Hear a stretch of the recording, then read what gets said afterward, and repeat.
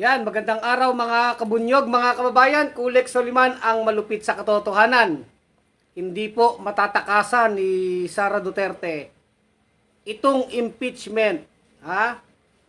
Sapagkat natapos na po yung 1 year ban. Ha? Pagkatapos ng 1 year, mula nung unang pinail yung impeachment, ay maaari na pong mag-file uli. At ngayon nga pong araw na ito, ay nag-file po ng impeachment. Una po yung Makabayan Black, kasama po ang iba't ibang mga grupo, individual, organisasyon, kasama po ang Bunyog sa pumirma po sa impeachment complaint ng Makabayan Black. At yung isa naman pong grupo rin, ito namang grupo ng Akbayan, Magdalo, nag-file din po ng impeachment. Kumbaga, talagang sobrang init pa. The moment po na natapos yung 1 year na dapat ay lumipas para makapag-file ng impeachment, ay talagang nag-file agad. Kaya nga po itong impeachment ay talagang hindi matatakasan ni Sara Duterte. Ha, siyempre ang mga reklamo diyan, kagaya din ng reklamo nung nakaraan na hindi naman po nasasagot, ay tungkol po sa paggastos ng confidential fund, yung kanyang mga pagbabanta ng pagpatay sa presidente, kila Lisa Marcos, talagang publicly nagbanta siya ng pagpatay, no? At marami pang ibang mga reklamo.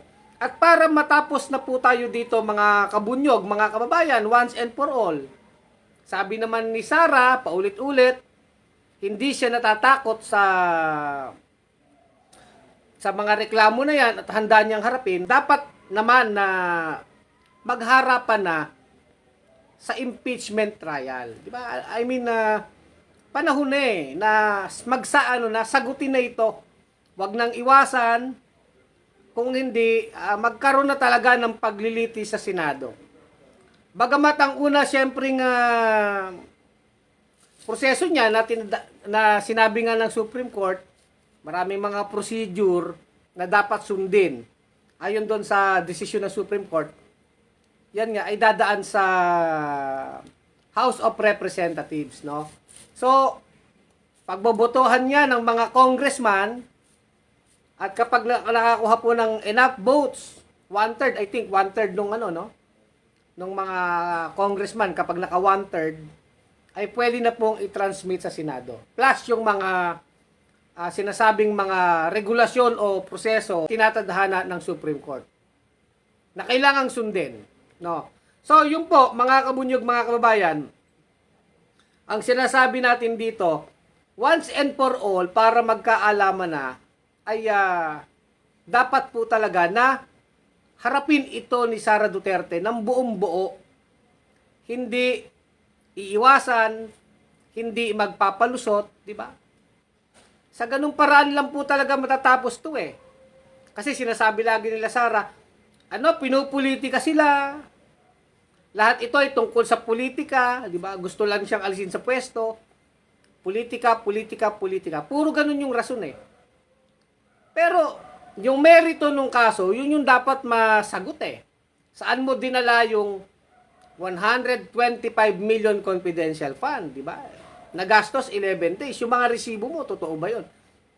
Yung mga bank account niya, yung sinasabi ni Trillanes, may mga bank account na bilyon-bilyon na sinasabi pang hinuhulugan niya ng drug lord.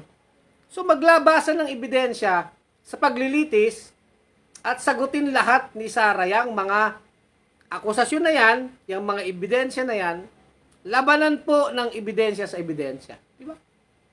Para anuman yung maging hatol dyan ng mga senador, ang pinakamahalagang hatol po ay yung hatol ng mamamayan na manonood dyan, makikinig dyan sa trial na yan. Ha? Yung mga tao magsusuri yan, di ba? Kung ano yung nakita lang, narinig nila. Ang mahalaga dito, ilabas lahat-lahat, maglantaran tayo dito. Ha? Ganun po yung sinasabi nating paglilitis, kaya yan po impeachment, no? O magandang gabi po, sabi ni Emilia Marteja, magandang gabi naman, Delphine Guyena nanonood sa atin. So si Johnny Gading nanonood, nakita ko, no? Yan. So comment lang po kayo, no? So yung po, hindi matatakasan ito ni Sara Duterte. Kasi yung unang impeachment, natakasan niya dahil nagkaroon ng ruling yung Supreme Court on technicalities tungkol dun sa port complaint na inadapt nga po, isinabmit sa Senado, pero sinabi, hindi dapat nangyari yon kasi may naunang 3 complaint at yung pang-port complaint ay lumagpas na sa one year bar rule. So, na technical, kumbaga, yung unang pagkaka-dismiss ng impeachment complaint ay hindi po tungkol sa merito ng kaso. Hindi po tungkol sa substansya ng kaso. Kung guilty or not guilty si Sara. Hindi po yung pinag-uusapan yung guilt o yung merits. Yung unang complaint po, yung unang impeachment complaint ay na technical lamang. Tungkol lamang sa technical, yung karapat dapat bang mag-file, may nauna nag-file, di ba? So, yun lang po. Kaya yun na sinabi ng Supreme Court na unconstitutional. Kaya nga nung nagbigay ng tadhana, ang Supreme Court na dapat ito yung mangyari, intayin yung 1 year ulit, tapos mag-file. Ito po, this time magpa-file. Nag-file pala. Nag-file na ang Makabayan Black, kasama ang Bunyog at mga individual. Nag-file din po yung Akbayan, di ba? I think yung sila Laila de Lima, Magdalo, kasama din sa nag-file. So, dalawang set po ng impeachment complaint. Kasi tapos na yung 1 year bar rule. Tapos na ang 1 taon. Kasi yung una nga po ay technical lamang, technicalidad. This time, hindi na po technicalidad. Tingin natin, pag ito'y nakalusot na po sa Congress, sa House of Representatives, dadalhin po ito sa Senado. Di ba, Emmanuel Sabasan, di ba, Angel? Dadalhin to sa Senado, di ba? Elvira Risa Ariso, Catherine Bicodoli, nanonood sa atin, ano? Salamat sa inyong panonood.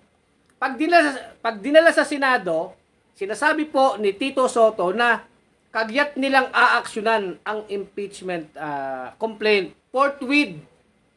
Hindi na po tayo machi-cheese.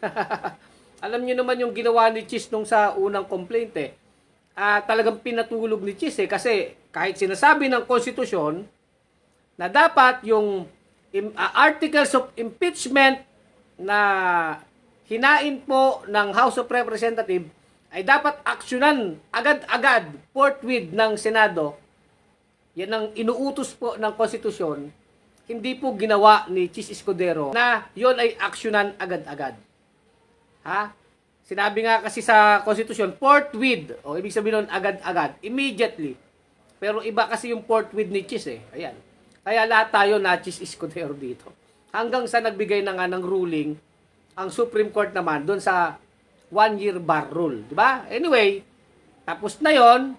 Ngayon po ay nag-commit si Senate President Tito Soto na kapag ang articles of impeachment ay nakatungtong sa Senado ay kagyat nilang aaksyonan.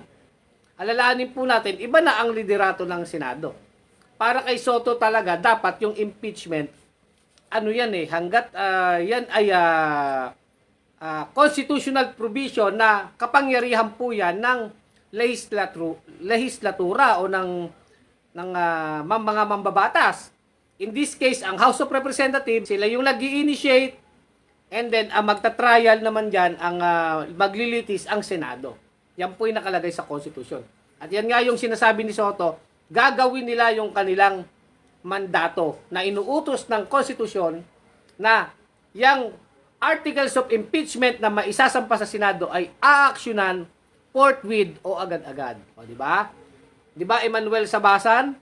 Good evening, Sec Kulex. Kapag nasa Senado na yan, magkakaalaman na talaga kung gaano katibay ang majority.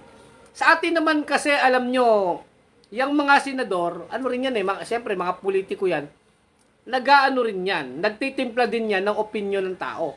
Pag na-expose kasi yung mga ebidensya dyan, halimbawa po dito, sa ebidensya, pag halimbawa, na-expose dyan yung sinasabi ni Trillanes, yung bank account ni Sara Duterte na may laman, di umano, na bilyon-bilyon, at ang magpapalala dyan, kung ma-expose din, mapapatunayan na yung bilyon-bilyon na yan, na bank account ni Sara o ng mga Duterte, ay galing sa drug lord, Pag yan napatunayan at talagang may ebidensya galing sa bangko o testimonya nung taong drug lord na yan, kung ipatatawag yan, pag nakita po yan ng tao, ng mamamayan, mahihirapan ang mga senador, kahit mga DDS na senador, na ipagtanggol si Sara Duterte.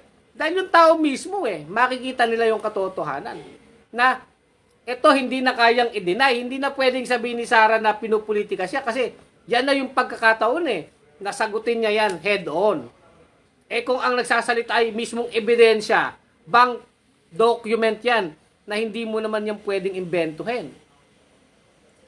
Magkakaalaman ngayon. Yun yung punto natin dyan na bagamat yan ay nasa desisyon ng mga senador, ang mga senador ay nagpapasya batay din sa klima ng opinion ng tao. Diba? Yung climate of opinion. Papahalagahan nila yan.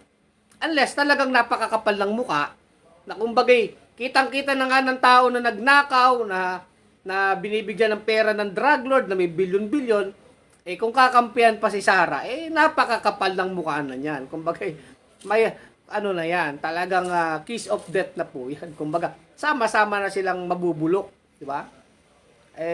Magagalit ang taong bayan, di ba? Ganun po yun Ang punto naman natin dito, si Sara Duterte naman, meron siyang kapangyarihan ipagtanggol sarili niya yun naman lagi nating sinasabi na maglabasan na ng ebidensya, di ba? Yung sinasabi ni Trillanes, di ilabas na yan. Yung bank account na yan ng bilyon-bilyon. Yung 125 million, ipatawag na yung mga Mary Grace Piatos na yan, di ba? Kasi kapag impeachment court, may kapangyarihan po yan magpa-subpoena ng mga testimonya at ng mga dokumento. Di ba? Maririnig na naman natin dyan yung mga subpoena testificandum, o ibig sabihin po nun, yung papatawag yung tao para dinggin ang kanyang testimonya o salaysay. Meron ding subpoena ducis tecum, ipapaproduce naman po yung mga dokumento na relevant sa paglilitis. Ipapasubpoena yung mga documents. Subpoena ducis tecum. An impeachment court can subpoena bank documents. Pwede po yan. Jurisprudence na po yan na ang impeachment court ay may kapangyarihang magpasubpoena po ng mga dokumento galing sa bangko. Siyempre, usually, ang mga bangko, may mga batas dyan, yung bank secrecy law. Pero yan po, yung bank secrecy law na yan, yan po'y na-overwhelm ng kapangyarihan ng impeachment court. Di ba? Kaya ang impeachment court, kaya niyang ipaproduce officially ang mga bank document, yung mga bank account na yan. Pag inutos po yan ng impeachment court. Kasi, yung sa mga committee hearing sa House or sa Senate, per jurisprudence po o dun sa mga kasaysayan ng batas, wala pong kapangyarihan ang House of Representatives or its committees or even Senate na ipasubpoena yung mga bank documents. Meron na pong jurisprudence dyan. Kaya hindi talaga kayang ipaproduce yun Pero ang impeachment court can subpoena bank documents. Yung po yung isa sa mga katangian o kapangyarihan ng impeachment court. So, napakadaling mag-produce ng ebidensya kasi sasabihin lang halimbawa magmo-motion yung isang senator judge, for example, si Lacson o si Risa o kahit sino, na ipapasubpoena, ipapaproduce yung bank documents na sinasabi. Ipapadala man po yun sa bangko. At ang mga bangko, wala silang kapangyarihan na tumanggi dyan. Kasi impeachment court yan. Otherwise, makukontempt sila. Nangyari na po yan nung impeachment trial ni Renato Corona, yung impeachment trial ni Erap, nagawa na po yan. Kaya dyan, hindi na kayang pigilan ni Sara yan. Hindi niya yan pwedeng i-deny na hindi niya yan bank account, lalo kung may pangalan niya. At makikita din po sa bank account, magkano diniposito, kailan diniposito, ilang beses, yung labas-pasok ng pera. Recorded po sa bangko yan Yan pong bank record, hindi po yan may imbento. Napakatibay na ebidensya niyan. Prima facie evidence, di ba? Paano i-deny ni Sara yan kung yan ngayon nag-i-exist? Yung sinasabi ni Trillanes. Bakit ganun kalakas ang loob ni Trillanes na magsabing meron talaga niyan? O di ba? Ganun katindi yan. O shout out po, o sabi ni Cherry ng ano no, ng kabunyog natin mula sa Daet Camarines Norte, no? Si Cherry. Although baligtad kasi yung pangalan mo Cherry, no? Irech. Ha? So, 'yon. Basa tayo dito ng mga comment pa, no? Teka. Alex MD Inocencio, good eve Sir Kulex. Di po ba hawak ni Duterte ang Supreme Court? Paano yan kung gumawa ng paraan ng Supreme Court mag-imbento na naman kahit overwhelming ang ebidensya? Hindi naman garapalan din yan eh. Hindi naman pwedeng garapalin ng Supreme Court yan, di ba? Ano yan? Hindi naman po pwede yon. Kasi pagka ganyang garapalan, ang tao, di ba tayo mismo people power na yan. Bastusan ng batas na yan di ba? Tingin ko naman, hindi gagawin ng Supreme Court yan. Ano na yan? Kung baga sabi, wala na kaming magagawa. Nakita na ng tao yan Ebidensya yan na nakita ng tao Yan nga ang maganda sa impeachment trial. Hindi ka na pwedeng magsabing deny. Hindi na rin pwede yung ginagawa ni Sara. Kagaya ng ginagawa ni Sara sa mga committee hearing sa House or sa Senate na binubuli niya yung mga senador o congressman na nag-aastang siga siya. This time, hindi na po yan pwede sa impeachment Kasi constitutional process yan, kailangan niya sumagot. Hindi na po pwede yung binubuli niya parang siya pa yung nagtatanong. Hindi na po. Kailangan niyang sagutin yan. Otherwise, pag hindi niya yan nasagot, the evidence will stand. May ebidensya Yun naman po ang pinupunto natin dito Kung walang kasalanan si Sara Duterte, matatapos na ang sakit ng ulo nila at mapapatunayan na sila'y sinisiraan lamang. Kaya kung sila hindi guilty dito, dyan sa mga bank account na yan, sa 125 million na yan, o kung ano pang mga korupsyon yan, panunuhol, haharapin niya ang impeachment trial. Papabor sa kanya yan. Kasi kung palagay niya, nagsasabi siya ng totoo. Di ba gano'n naman Kung ikaw ay nagsasabi ng totoo, at malinis ang konsensya mo, at alam mo na wala kang ginawang masama, anytime, anywhere, kayo mong humarap sa kahit kaninong tao. Sa kahit anong korte, sa kahit anong paglilitis, kung ikaw ay walang ginagawang masama. Napakasimpleng intindihin po yan. Pero kung marami kang ginawang katarantaduhan, kalokohan, marami kang ninakaw, marami kang ginawang alingas-ngas, marami kang manipulasyon na ginawa, korupsyon, talagang matatakot ka sa paglilitis kasi ma-expose ka Diba? Ganun lang naman po kasimple ang timbangan ng rason. Any reasonable person, diba? Any reasonable person, hindi naman yan matatakot humarap sa mga paglilitis kung alam ng tao na siya ay wala namang ginawang masama. Diba, Angel Marjorie Nases na aking kaibigan sa Taiwan? Diba, Angel? Yun lang sa atin. Mabibigyan si Sara Duterte dyan ng chance to answer. Hindi siya pipigilan dyan. In fact, si Sara Duterte, magkakaroon ng abogado. Di ba? Magkakaroon siyang abogado. Ilang abogado ang gusto niya? Unlimited abogado pwede. Kasi sa impeachment court, pwede naman po ang private lawyer dyan In fact, private lawyer talaga yan, di ba?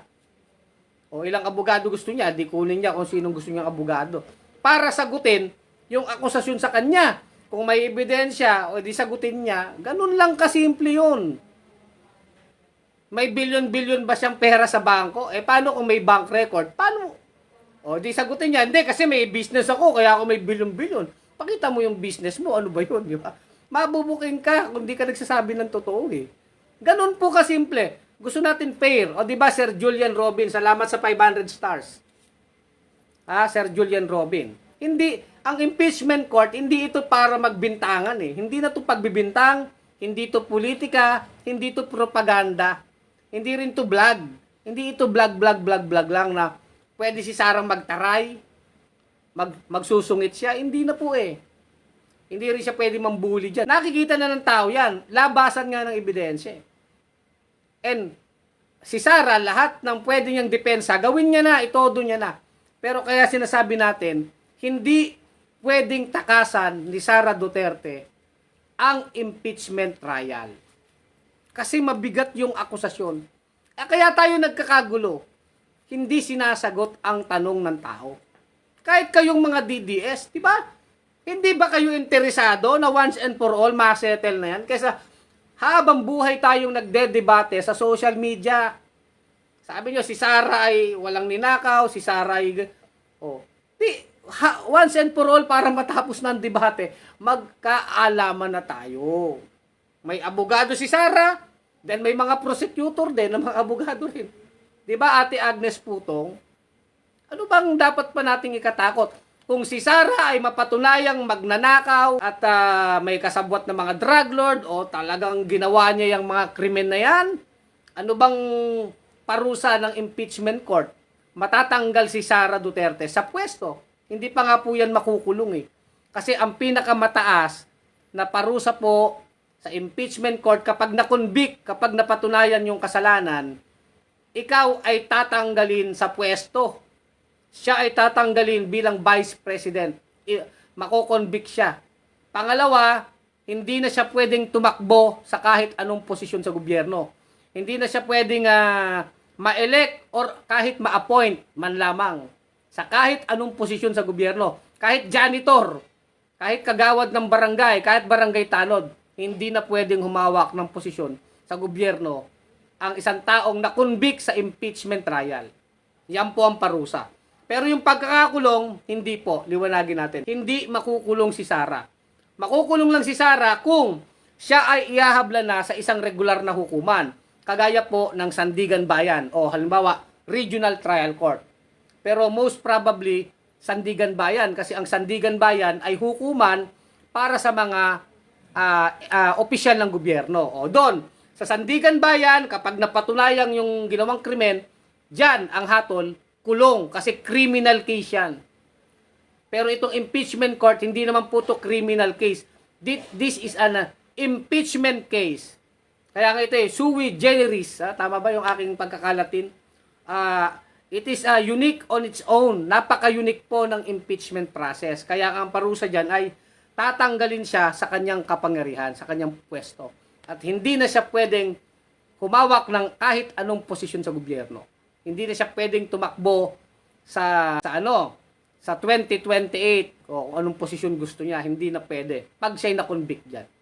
O kung hindi naman siya na-convict, abay panalo si Sara. Mapapakita niya ngayon, kita nyo, ako'y pinagbintangan lamang o ako'y ano lamang dito. Talagang biniktima ako ng politika. Itong mga kakampwets, o di ba, sabing kakampwets at mga pinklawan at mga loyalista ay talagang mga ano lang, pinagtulungan ako. Yan ay magdedepende sa impeachment trial na makikita naman yan ng tao. Nagigets po ba natin yun? Ganun lang. Ako ang bunyog kasi sa katotohanan tayo eh. Managot ang dapat managot. Kung walang kasalanan, wala. Palayhay natin. Kung may kasalanan, di parusahan ayon sa batas. O, di ba? Di ba, Angel? Nakakamiss naman yung mga ganyang discussion natin, kuya. Kaya nga, Angel di ba, Angel? Ang politics naman yan eh. Oh. Habang nagsashot. Kaya hindi na ako nagsashot ngayon, Angel no? O, di ba? Habang nagsashot, tsaka kumakain ng batil patong dyan sa Tugigaraw. O, nagdi-discuss tayo ng politics. And, nagdi-discuss tayo ng politics in such a way na tayo'y rationable yung ating isip. Rationable lang, di ba? Kung tayo naman siguro nag-a-agree lahat tayo dito. Kung ano yung tama, kung ano yung totoo. Di ba? Kung ano yung totoo, doon tayo. Doon tayo. At paano natin makikita ang katotohanan? Maglitis tayo. Ilitisin si Sara Duterte. O, ihain lahat ng ebidensya. Ebidensya. Hindi pwede kasing magbibintang-bintang ka dyan eh. Ebidensya. Ganun lang yun. Ebidensya. Alangan naman magbibintang ka, walang ebidensya. O, ikaw ay kasabwat ng drug lord. Patunayan. Bank account, inulugan ng drug lord, ipatawag yung tao na yun, drug lord ba yan? Confidential fund, 125. Ipatawag mo si Mary Grace Piato, sino ba yan? Ipatawag yung mga inupahan na binayar ng kalahating milyon yata isang gabi o isang buwan. Bakit ganun kalaki yung upa? Madaming pwedeng tanong. Yung mga sinuhulan na DepEd na sinuhulan, totoo ba yun? Magkano? Direct testimony. Kasi lahat yan narinig natin sa House sa House Committee hearing, tsaka sa Senate. Pero tandaan natin, in aid of legislation yan Lahat ng mga nabulgar dyan, hindi naman masabing guilty or not guilty si Sara. Legally speaking, hindi ka naman nag-i-establish ng guilt o kasalanan ng isang tao sa isang legislative hearing. Yung mga budget hearing sa Senado at Kongreso. That is in aid of legislation. Kaya yan sinasabi ng mga DDS. In aid of legislation naman pala bakit pinagbibintangan nyo si Sara? O di mag-impeachment na tayo para once and for all, let us determine the guilt o kung guilty si Sara o hindi. Ito ang pinakatamang forum. Impeachment trial. Diba? Impeachment trial. Diba? Ito ang pinakamagandang forum dito. Kasi sa Senado at Kongreso nga naman, in aid of legislation. Dito, ano talaga yan? Timbangan ng ebidensya. Kung siya'y tatanggalin sa pwesto o hindi. And eventually, korte sa Sandigan Bayan o sa Regional Trial Court, criminal case naman. Kung kailangan pa habulin ng katarungan, di ba? Ganun po. Sa atin ganon. Kung anong makatarungan, kung ano ang totoo, kung ano ang tama, ang bunyog, dun tayo. Masagasaan na ang masagasaan. Ang mahalaga dito, totoo. Ganun po yan, di ba mga kabunyog? Kaya sinabi ni Sara, ginaganon niya daw si Marcos. Napapatay niya si Marcos o kumausap siya ng tao, napapatay kay Marcos. Ipaliwanag niya sa impeachment trial. Nagjo-joke ka ba niyan? Is that hyperbole? Is that metaphor ba yan? Ano lang ba yan? Figure of speech lang ba yan? Exaggeration lang ba yan? What do you mean? Na kumausap ka ng tao napapatay kay Marcos, pagbabanta yun grave threat yun sa buhay ng Pangulo. Kung sa tingin mo naman ay para yun ay hindi grave threat, sa tingin mo ay yun ay joke mo lang o sinasabi mo nga revenge from grave, ipaliwanag mo sa korte, ipaliwanag mo sa taong bayan. Kasi narinig ng taong bayan, sabi mo, kumausap ka ng killer. Sa'yo galing Kay Sara galing yun di ba? Yung panunuhol sa DepEd, may nagsasabi, sinuhulan mo yung matandang mga opisyal doon. Sila nagsasabi, hindi oposisyon. Yung mga DepEd official lang nagsabing sinuhulan sila ng 50,000 ni Sara. Payola, monthly. Madami pa po na mga yung confidential fund niya. Hindi natin sinasabing walang kasalanan si congressman ganyan o si Marcos. Hindi. Ang kasalanan ni Marcos, kung may kasalanan ni Marcos. Ang kasalanan ni Sara, kasalanan ni Sara. Hindi ibig sabihin nililitis mo si Sara ay palulusutin mo na si Marcos o kung sino mang mga kurap. Hindi. Para naman sa atin, one at a time. Litisin natin lahat. Pero, pag ikaw, Sara, ang inaakusahan, ipagtanggol mo sarili mo. Huwag tayong maraming cheche-bureche sa iba. Meron silang ibang paglilitis. Hahabulin din sila Si Romualdez, si Saldico, sabi nyo, nagnakaw, so be it. Litisin din natin. Pero hindi pwedeng idahilan ni Sara na dahil corrupt si Romualdez, o sinasabi niyan si Marcos, o si Saldico, o si congressman ganito, na mga alipores ni Marcos ay corrupt, ay makakatakas siya sa kanyang paglilitis din. Hindi, lilitisin ka ng bayan, lilitisin din natin lahat. Lahat ng corrupt, panagutin natin lahat. Lahat ng corrupt, panagutin natin lahat. That's the point. Diba, wala naman tayong pipiliin. Pero this time, impeachment case ni Sara ang pinag-uusapan. At the same time, habulin lahat ng corrupt. Diba? Para fair.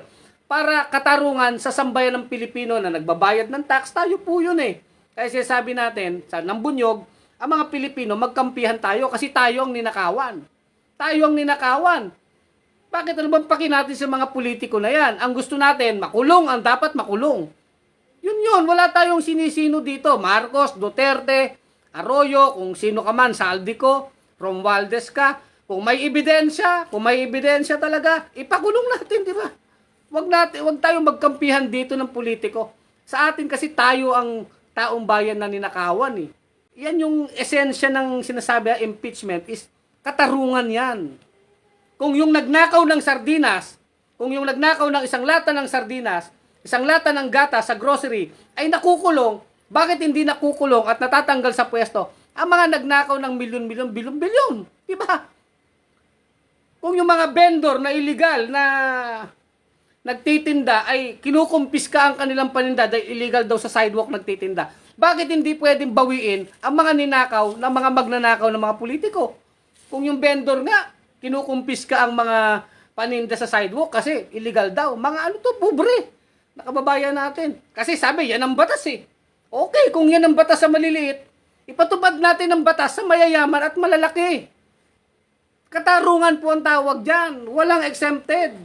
Pero kung yung nagnanakaw lang ng sardinas at mga vendor lang ang kaya nyo, yung mga driver, yung mga rider na lumalabag lang sa batas yung tinatamaan ng batas, at itong mayayaman at mga politiko, makapangyarihan ay nakakalusot, anong klaseng bansa tayo? Kaya, once and for all, panagutin natin lahat. Kaya nakakailang rally tayo dito. Lahat ng kurap, panagutin lahat. Di ba, Ma'am Nancy Ong? Clear as sky ang ating paninindigan dito. Mga kabunyog, mga kababayan. Di ba? Nilo Akin, salamat ha. Oh.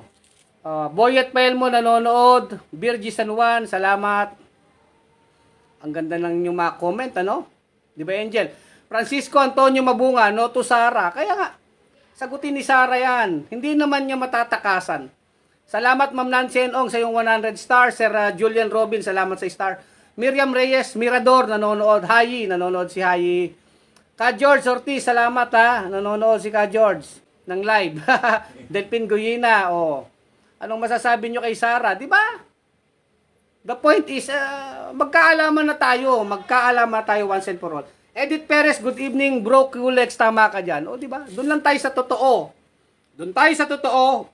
Doon tayo sa katarungan. Ganun po ang ating punto dyan. Ruben Gigantone de Castro, shout out Sir Kulex. Salamat Ruben, tagasan kayo.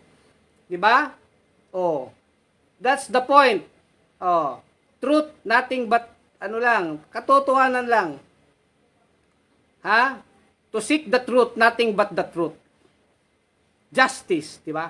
Kaya hindi matatakasan ni Sara Duterte ang impeachment. Sasagutin at sasagutin yan. Regardless sa 2028 election, wag natin pag-usapan na ang eleksyon. Malayo pa yan, 2028 pa yan. Pag-usapan natin ngayon na, nauna.